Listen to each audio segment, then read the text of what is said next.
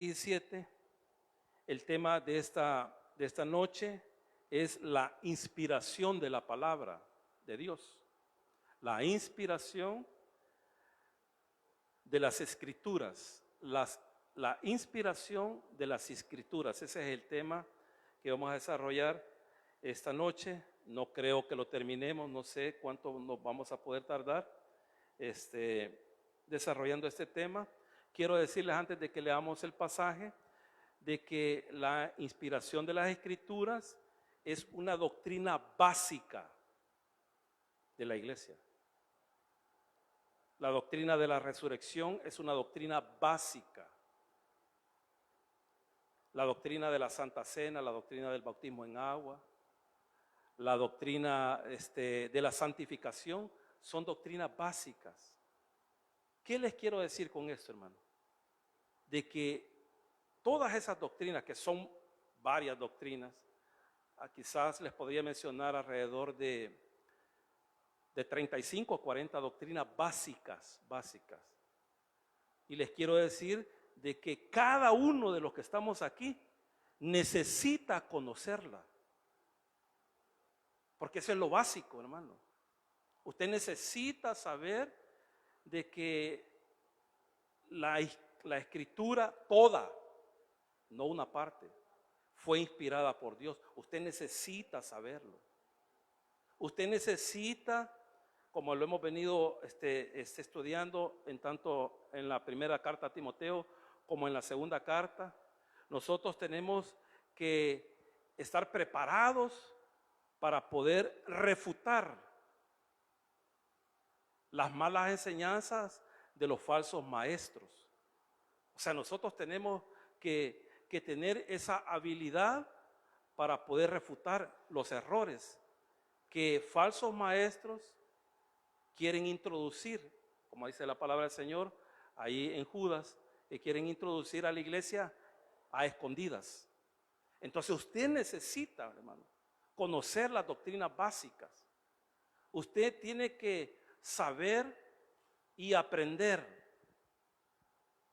y poder demostrar que este hermoso libro es la palabra de Dios. Hermano, usted tiene hermano, y lo que yo le estoy diciendo, no crea que usted tiene que ir a sacar un curso de teología de 4 años no, hermano, no. Yo siempre los he animado a cada uno de ustedes, más que todo en este día, de que traiga un cuaderno, hermano, traiga un bolígrafo, y usted anote, vaya anotando, y después vaya a verificar allá a la luz de la palabra, y haga como los de Berea, que dice que después de cada prédica del apóstol Pablo, dice que iban a ver si realmente lo que había dicho el apóstol Pablo, oiga, no estamos hablando del hermano William, estamos hablando del apóstol Pablo. La congregación de Berea, la que había establecido el apóstol Pablo, después iban a la casa a verificar que si lo que Pablo había dicho era cierto. Y esa es responsabilidad de cada uno de nosotros. Es responsabilidad. Así que, hermano, ¿dónde usted va a aprender las doctrinas básicas? Aquí. Aquí. Pero usted tiene que tener un bolígrafo, tiene que tener un cuaderno para anotar. ¿Por qué? Porque si solo lo escucha, se le va a olvidar. Yo le aseguro que le va a olvidar. Por eso acuérdese que este día está dedicado al estudio de la palabra. Yo no creo que usted, cuando estudiaba secularmente, iba a la escuela sin cuadernos y sin lápiz. Yo no creo eso.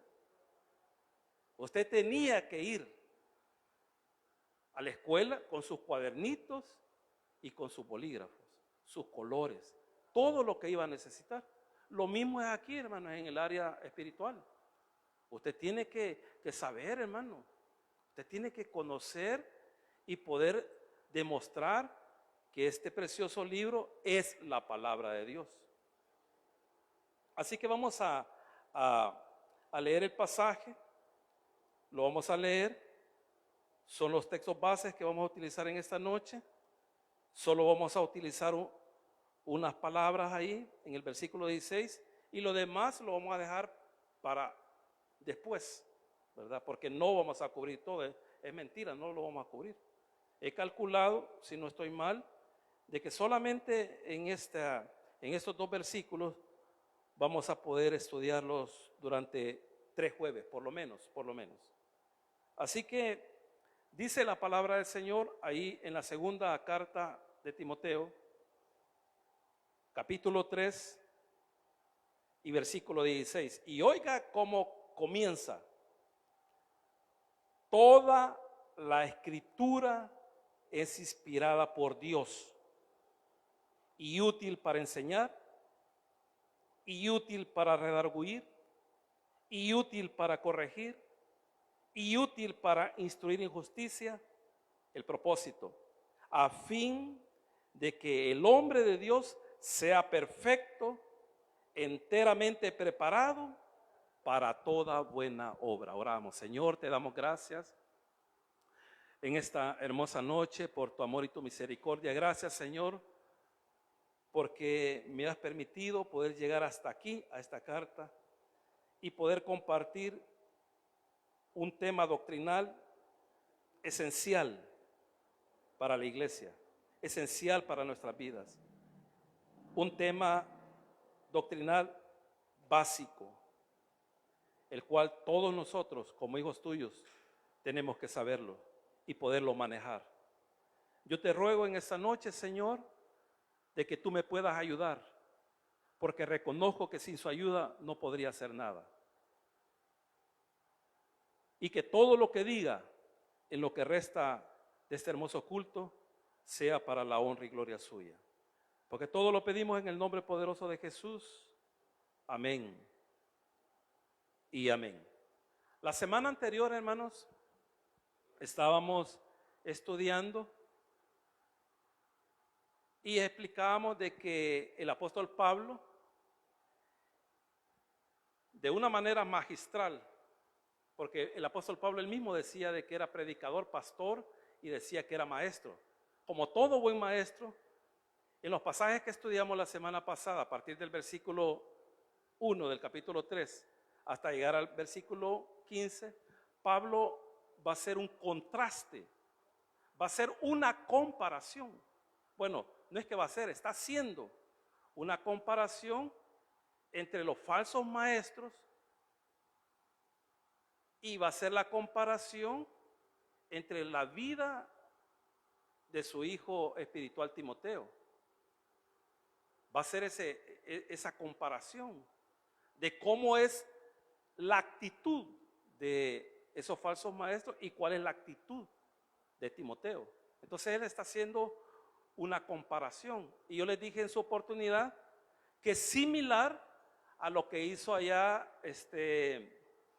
el profeta Samuel, cuando él escribe su primer libro y hace la comparación entre los hijos de Elí, que eran impíos, dice la palabra de Dios, y él. Él hace una comparación de cómo son ellos y cómo es él. Entonces el apóstol Pablo está haciendo algo similar aquí. Y yo les dije también en esa oportunidad que era responsabilidad de cada uno de nosotros cómo nosotros nos conducíamos en nuestra vida. Es responsabilidad de nosotros. Cómo tenemos que conducirnos, cómo nos tenemos que comportar. Y yo bien me recuerdo que ahí casi nos enfocamos en toda la enseñanza. Pero también yo les dije que era responsabilidad de cada uno de nosotros de qué era lo que estábamos aprendiendo y de qué es lo que nos estaban enseñando. Es responsabilidad de cada uno de nosotros. Usted tiene que estar con las antenitas bien paraditas, oyendo lo que se le está enseñando. Y si usted tiene el Espíritu Santo morando en usted, el Espíritu Santo le va a comenzar a avisar que lo que está oyendo viene de parte de Él o no viene de parte de Él. Porque esa es una de las funciones del Espíritu Santo. Una de las funciones del Espíritu Santo es conducirnos a toda verdad. ¿Y quién es la verdad? Jesús es la verdad. Él es la verdad. Por eso nosotros decimos con toda autoridad que nosotros estamos en la verdad. ¿Por qué? Porque Cristo es la verdad. Nosotros somos seguidores de Cristo. Nosotros. Y no estoy hablando de que nosotros exclusivamente tenemos la verdad. No. ¿Quiénes son los que tienen la verdad? Los que han creído que Jesús es el Hijo de Dios. Ellos están en la verdad. Si usted cree eso, usted está en la verdad. Si usted quiere saber cuál es el camino al Padre, Jesús es el camino. Si usted quiere saber si tiene la vida eterna, Jesús es la vida. Jesús es todo. Él es todo. Entonces usted tiene la responsabilidad de tener ese cuidado. Usted. Porque me recuerdo muy bien, les di el pasaje del capítulo 7 del Evangelio de según San Mateo y el versículo 15, donde el Señor les dice a sus discípulos ahí en el Sermón del Monte y les dice: guardaos de los falsos maestros, guardaos de los falsos profetas, guárdense. El Señor Jesús no les dijo: yo los voy a guardar. Él no dijo eso. Él les decía a sus discípulos, a sus oyentes, que eran ellos los que se iban a guardar. Usted sabe de que se han levantado tantas falsas enseñanzas, hermano, de que es increíble. En esto, hermano, en estos 15 años atrás, se han levantado tantas personas hablando cualquier locura, hermano. ¿Y sabe cuál es lo más lamentable? Que hay muchos, miles que creen a esas grandes locuras, hermano. Es increíble. Y yo les contaba, creo que fue el jueves pasado, allá en Brasil, una pastora, porque así dijeron que era una pastora, no eran profetas, eran dos mujeres que tenían el título de profeta, y se quitaron los zapatos, y la congregación estaba así, ellos estaban ministrando, se quitaron los zapatos y comenzaron a hacerle los zapatos así, y salía polvo, en forma en color amarillo, y ellas decían que era oro el que estaba cayendo. Hermano, se le digo, eso es lo más absurdo que puede haber. Y la gente llegaba ahí y ponía las manos como queriendo agarrar un poquito. Lo que ya no salió es que si lo fueron a cambiar ese oro. Porque si era oro, hermano, tenían que darle dinero y cambiarlo. Pero no salió nada de eso. Pero hay miles de gente que creen cosas, hermano, increíbles. Por eso, hermano, usted es responsable. Usted es responsable. Yo soy responsable de poder estudiar la palabra de Dios. Somos responsables, hermano. Porque si no, va a venir cualquier persona con una falsa enseñanza y usted lo va a creer, lo van a engañar fácilmente. ¿Pero por qué? Porque usted no sabe nada. Aquí el apóstol Pablo ya dijo que cuando se acerquen, hermano, los falsos maestros, ¿qué dice? Evítenlos. Pero usted tiene que saber de que ellos vienen con falsas enseñanzas. Usted lo tiene que saber. Aquí en el versículo 16, dice la primera parte del versículo 16, toda la escritura es inspirada por Dios. Oiga lo que está diciendo, toda. No está diciendo solo el Antiguo Testamento, no está diciendo solamente el Nuevo Testamento. En este momento de la historia, no estaba completado el Nuevo Testamento. Obvio que el apóstol Pablo se refería al Antiguo Testamento, pero eso fue hace 2000 años. Ahora nosotros tenemos completa la revelación de Dios para nosotros. Y tenemos el Antiguo Testamento y el Nuevo Testamento. El Antiguo Pacto o el Nuevo Pacto, como usted le quiera llamar. O lo tenemos completo. Pero ¿qué dice Pablo? Inspirado por el Espíritu Santo, que toda la escritura, así dice, toda, es inspirada por Dios. Esa palabra inspirada en el griego lo que significa es soplada. Dice que toda la escritura es soplada por Dios. Y cuando usted lee ese pasaje y en vez de inspirada le pone soplada, porque en el original eso significa, ya traducido al español, soplado, es cuando, hermano, cuando Dios allá en el huerto del Edén ha formado a Adán. Y dice la palabra del Señor que lo formó del polvo de la tierra. Y dice que Adán estaba ahí, estaba inerte. Estaba inerte. Y dice la palabra del Señor de que Dios sopló en Adán. Y dice que sopló hálito de vida. Y dice que Adán llegó a ser un ser viviente. Nosotros, hermanos, Dios nos creó del polvo de la tierra, así lo dice. Los animales han sido creados del polvo de la tierra. Pero solamente es el ser humano que tiene eso. Los animales no tienen eso. Dios le dio al ser humano parte de él y le sopló hálito de vida. Ahí, hermanos, dice la palabra del Señor en Génesis de que nos hizo a imagen y semejanza de él. Así dice la palabra del Señor. Pero ¿qué es ser a imagen y semejanza de él? Es de que de él ha compartido con el ser humano, no con los animales, con el ser humano. Ha compartido parte de él, emociones. Hermano, el ser humano tiene la capacidad de decidir de lo bueno y de lo malo. Nos ha capacitado de sentimientos. Los animales tienen un sentimiento muy, pero muy pequeño. Pero muy pequeño. Pero el ser humano no. El ser humano no. Nosotros tenemos desarrollado bien eso, porque Él nos hizo a imagen y semejanza. Tenemos sentimientos, tenemos una voluntad, tenemos emociones, hermano. Entonces, aquí dice la palabra que toda la escritura fue soplada por Dios. Y si usted se va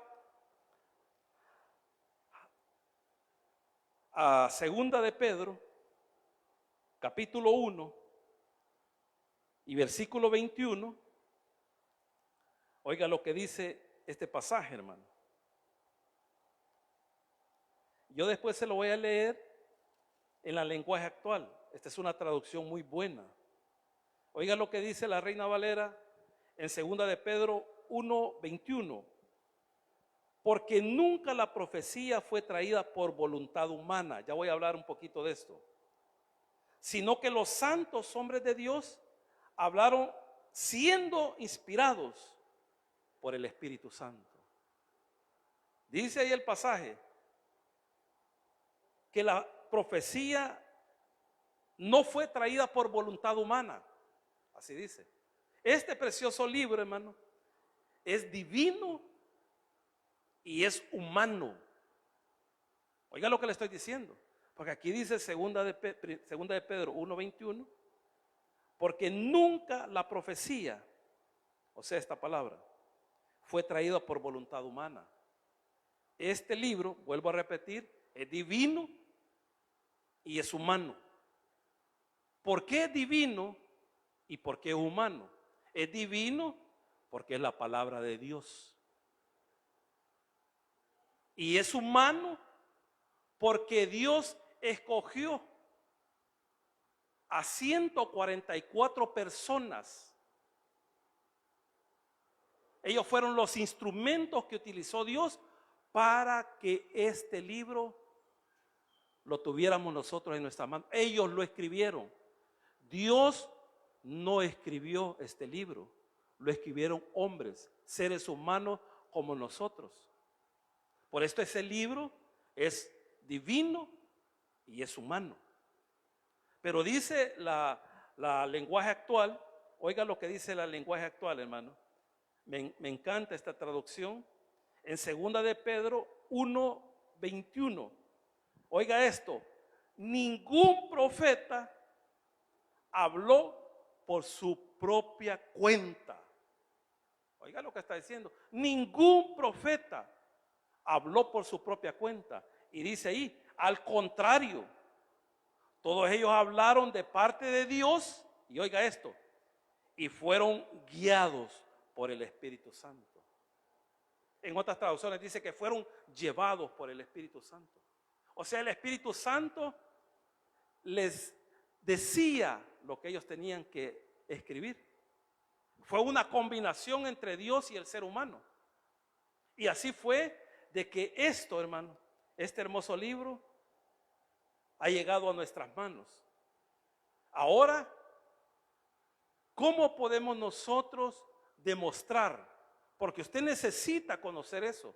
Usted, si alguna vez alguien le sale y le dice, esto no es la palabra de Dios, ¿usted cómo va a demostrar que esto es la palabra de Dios? ¿Cómo lo va a demostrar? Hay ateos, yo les decía a los hermanos que están estudiando teología, que un ateo usted nunca le vaya a sacar una Biblia, hermano. Porque si usted se la saca a un ateo, le va a dar con ella en la cabeza. Porque ellos no creen en Dios. Y usted le dice, pero es que esta es la palabra de Dios. Esta no es la palabra de Dios, le va a decir. Es que aquí dice, pero es que este libro, así les dicen ellos, este libro fueron escritos por hombres. Pero es la palabra, no, les dice, no. Dices, entonces, ¿cómo, hermanos? Si a usted le sale a una persona y le comienza a decir de que este libro fue escrito por seres humanos y no es la palabra de Dios, ¿cómo usted se la va a demostrar? ¿Cómo le va a demostrar? ¿Cómo? Solamente hay dos maneras. A través de las evidencias internas, aquí, que para ellos eso no es nada. Porque aquí hay evidencias internas, aquí, dentro de este libro, que dicen claramente de que esto es la palabra de Dios. Dentro de aquí, ya lo vamos a ver, hay evidencias fuertes, sólidas, que dicen que es la palabra de Dios. Pero para las personas que no creen en Dios, usted tiene que hablarles de evidencias externas que están fuera de este libro.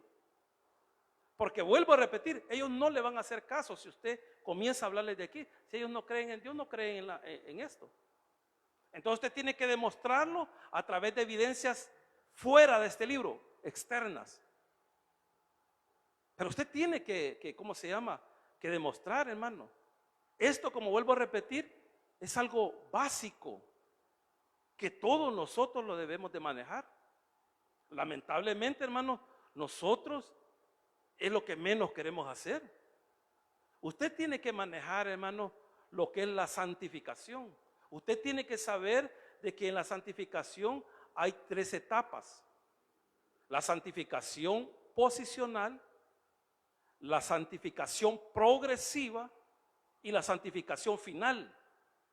La santificación posicional es cuando nosotros creemos en Jesucristo, Él nos adopta como hijos, Dios nos adopta como hijos y nos santifica, nos aparta. Porque la palabra santificación lo que significa es apartado. Entonces nosotros somos santificados, somos apartados y dice el Señor, Él ya es propiedad mía.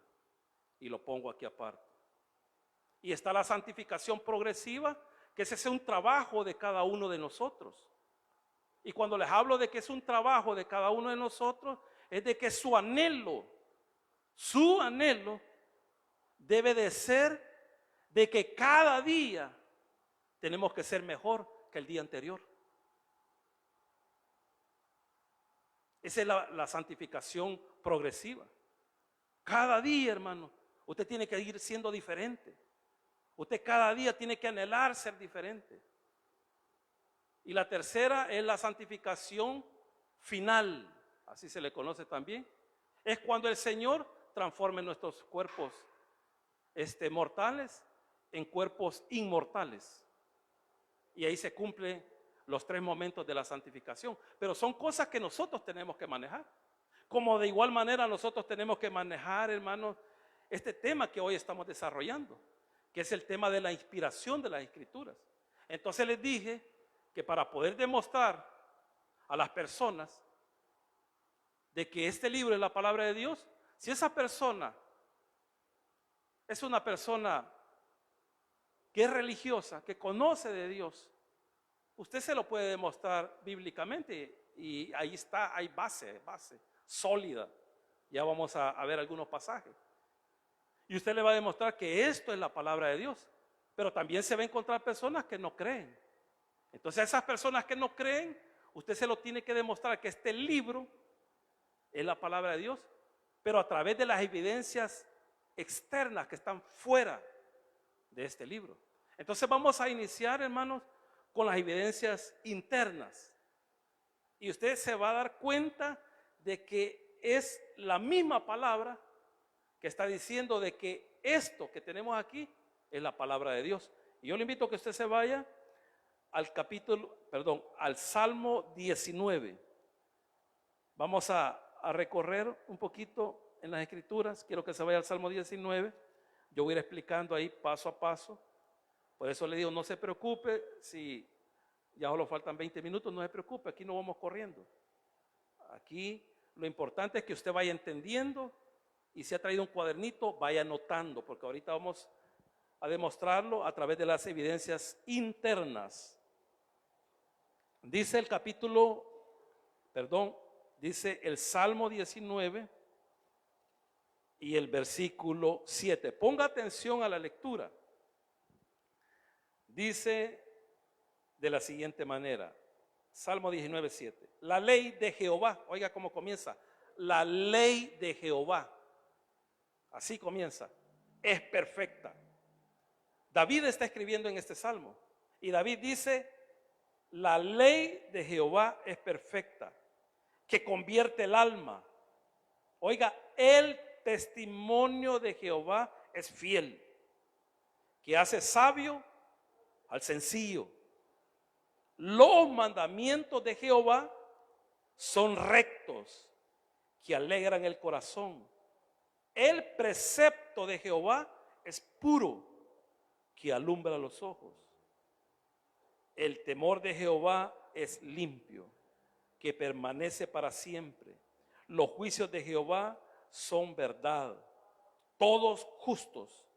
Deseables son más que el oro, y más que mucho oro afinado, y dulce más que miel, y que la destila del panal. Oiga esto, 11. Tu siervo es además amonestado con ellos. En guardarlos hay gran galardón. Si usted se fijó en el primer versículo, está la palabra, ahí dice la ley de Jehová. En el mismo versículo dice el testimonio de Jehová. En el 8 dice los mandamientos de Jehová. En el mismo 8 dice el precepto de Jehová. Todas esas palabras que usted acaba de oír, ley, testimonio, mandamiento y precepto, son sinónimos de la palabra. Usted va a ver cómo encaja exactamente. Versículo 7. La palabra de Jehová es perfecta. En el mismo 7. La palabra de Jehová es fiel. Versículo 8.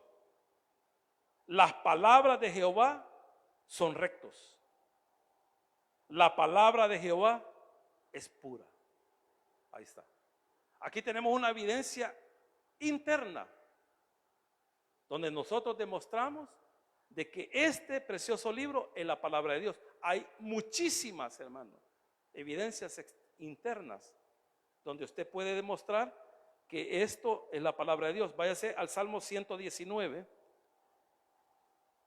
y los versículos 104 y 105. Salmo 119 y los versículos 104 y 105. Oiga lo que dice ahí. Siempre recuérdese del sinónimo. Y dice ahí en el Salmo 119, versículo 104. Yo de un solo le voy a ir poniendo ahí la palabra.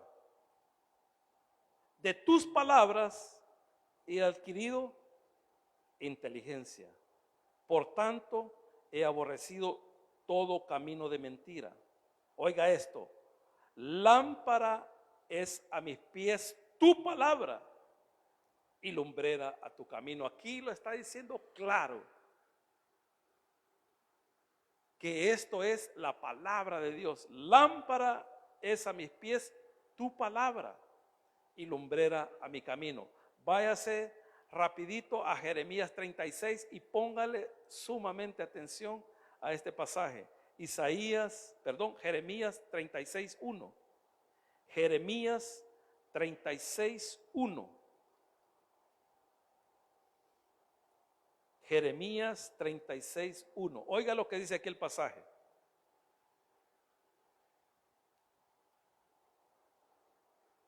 Para más o menos meterlos en el contexto histórico que se está dando en este momento, aquí estamos, hermanos, en el 605. Estamos hablando en el 605 y cuando estamos hablando que es el 605 antes de Cristo, estamos hablando de que está por llegar la primera deportación para el reino del sur. Y aquí el rey es Joacim. Él no era el rey era su hermano. Esto lo puede ver en Segunda de Crónicas, capítulo 36, ahí lo puede ver. Él no era el rey, sino que vino el rey de Egipto, quitó al hermano de Joacim y puso a Joacim como rey. Ahí lo puede ver en Segunda de Crónicas 36 en su casa. Y dice ahí: aconteció en el 4.º año de Joacim, hijo de Josías, rey de Judá, oiga esto, que vino esta palabra de Jehová. Oiga lo que está diciendo, que vino esta palabra de Jehová a Jeremías diciendo, oiga, aquí viene la palabra del Señor y le dice esto a Jeremías: toma un rollo del libro. Acuérdense que ellos escribían en pergaminos y eran rollos de pergaminos, también en papiros. No había papel en esa época. Entonces ellos ahí hacían sus escritos. Pero Dios le está dando una orden y le dice ahí en el versículo 2: toma un rollo del libro y escribe en él todas las palabras que te he hablado contra Israel y contra Judá. Israel es el reino del norte y Judá es el reino del sur. Y oiga, y contra las naciones. Oiga ahí lo que dice: desde el día que comencé a hablarte, desde los días de Josías hasta hoy. El ministerio de Jeremías arranca cuando Josías era el rey. Y aquí estamos hablando de que Jeremías ya su ministerio por lo menos lleva 40 años. ¿Y qué es lo que le está diciendo el Señor? Agarrá un pedazo de cuaderno, agarré un cuaderno y escribí mi palabra desde los días dice aquí, de Josías. ¿Qué les quiero decir con esto, hermano? Todo el libro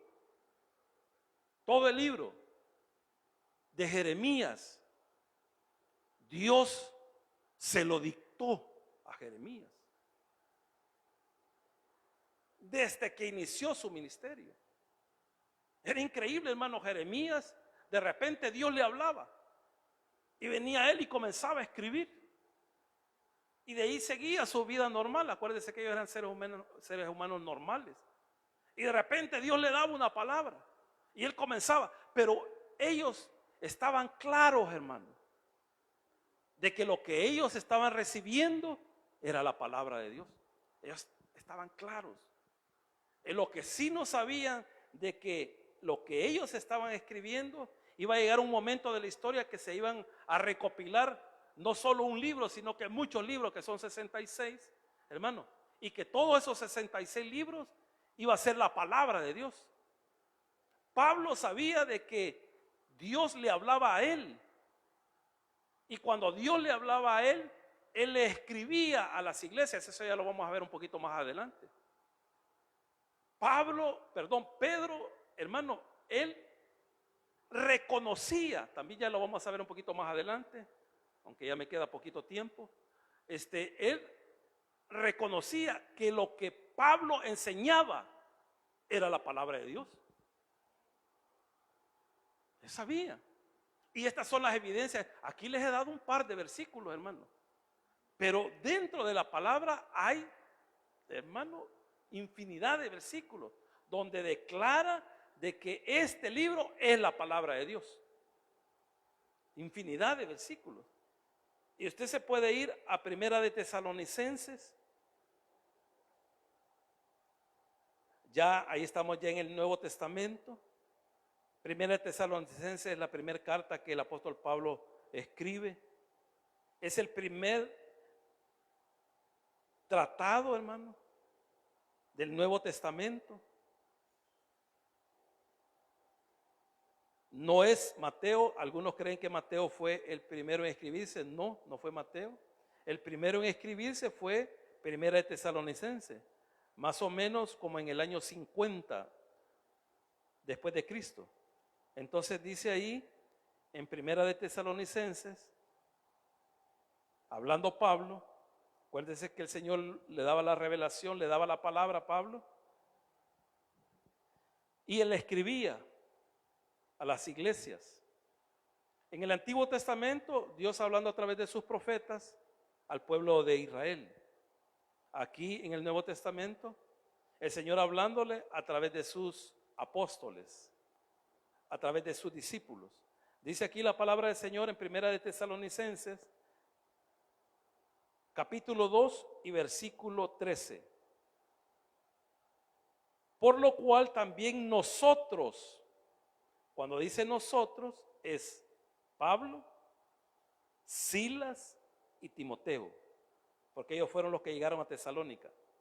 Dice ahí la palabra del Señor, versículo 13, por lo cual también nosotros sin cesar damos gracias a Dios de que cuando recibiste la palabra de Dios que oísteis de nosotros, oiga esto, la recibisteis no como palabra de hombre, sino según en verdad la palabra de Dios.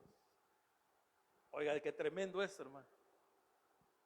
Dice que cuando ellos le llegaron a hablar a los de Tesalónica, Pablo sabía de que era la palabra de Dios.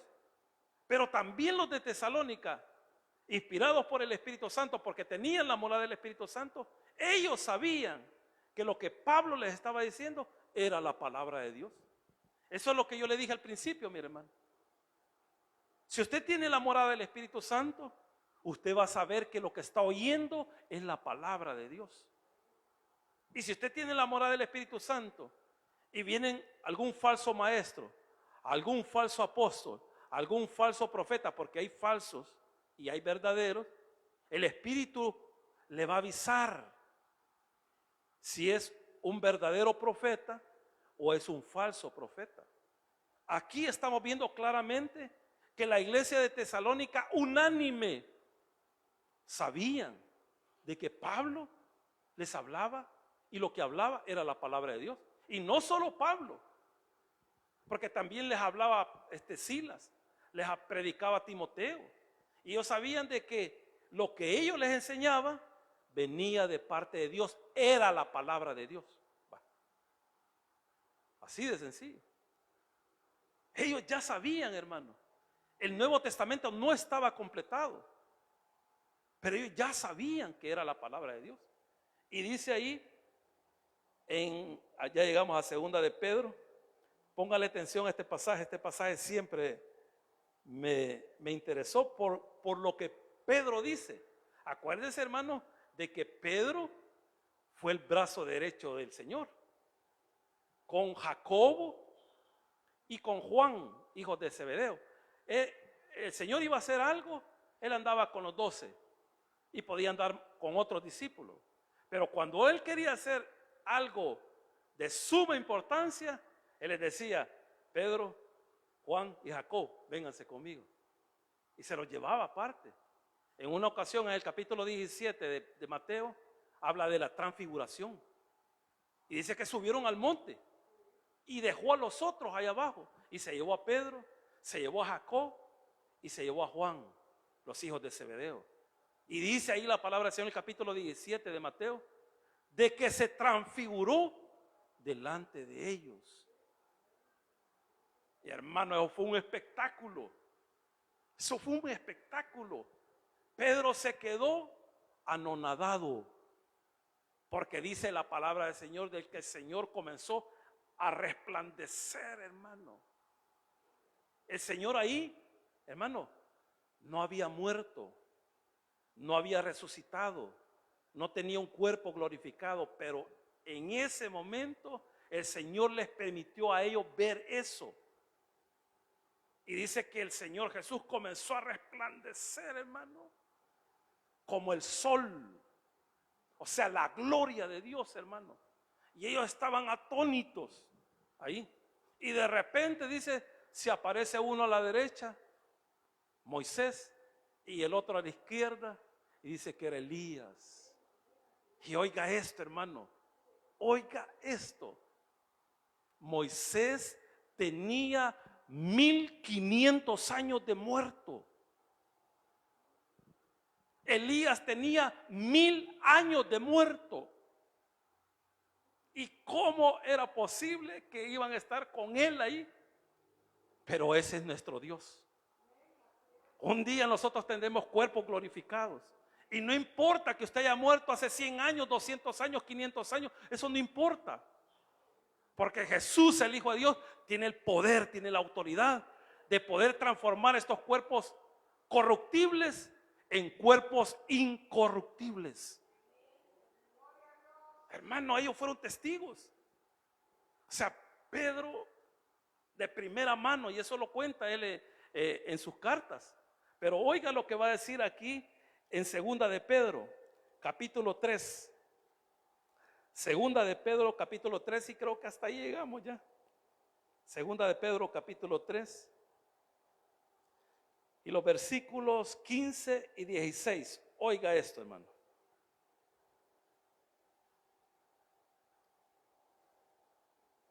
Dice el versículo 15: y tened entendido que la paciencia de nuestro Señor Jesucristo es para salvación.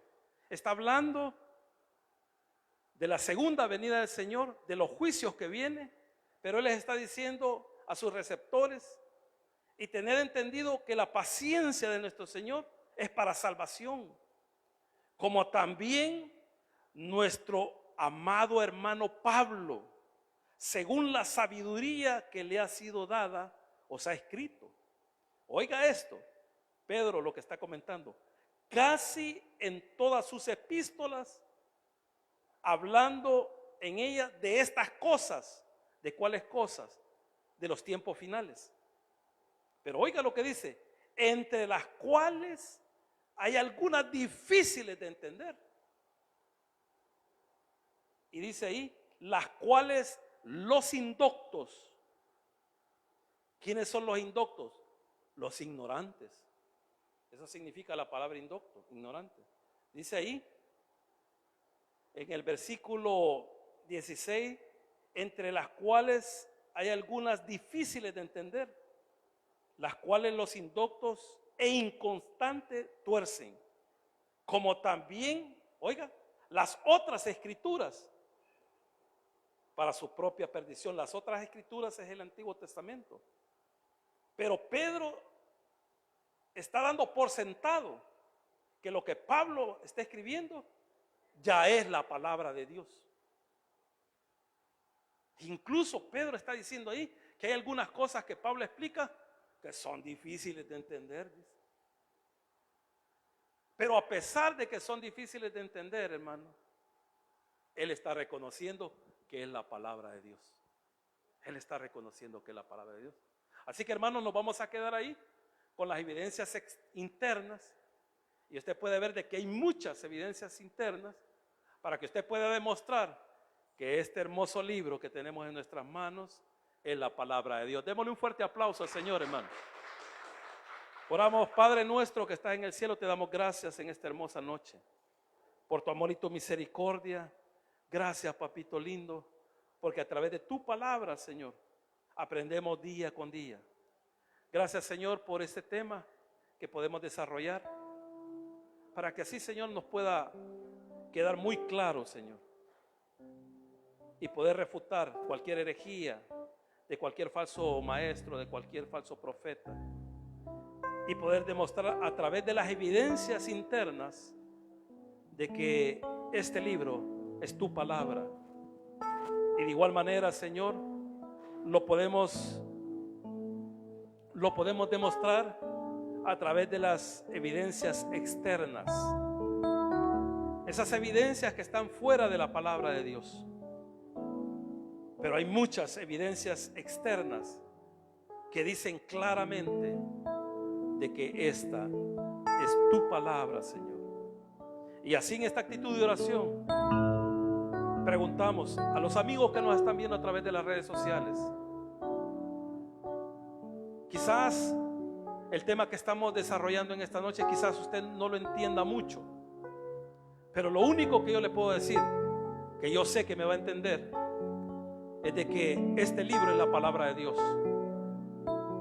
Y la palabra de Dios ordena, así lo dice el libro de los Hechos, capítulo 18, ordena en todo lugar de que todos los hombres se arrepientan. Así que en esta noche, a usted que me ve a través de las redes sociales, no importando el lugar, no importando con quién esté, el Señor le ordena que se arrepienta y crea en el Hijo de Dios. Y al creer en el Hijo de Dios, tiene la vida eterna, el perdón de pecado, la salvación. Y su palabra dice y nos enseña de que un día estaremos con Él para siempre. Yo voy a hacer una breve oración. Espero que usted la haga conmigo y reciba a Jesús, el Hijo de Dios. Repita conmigo: Señor Jesús, yo te recibo hoy como mi único y suficiente Salvador personal. Creo que eres Dios, que moriste por mí en la cruz del Calvario. Perdona todos mis pecados. Me arrepiento. Salva mi alma hoy, para que cuando yo muera pueda estar contigo. Porque te lo pido en el nombre de Jesús, tu Hijo amado. Amén y amén. Démosle un fuerte aplauso al Señor.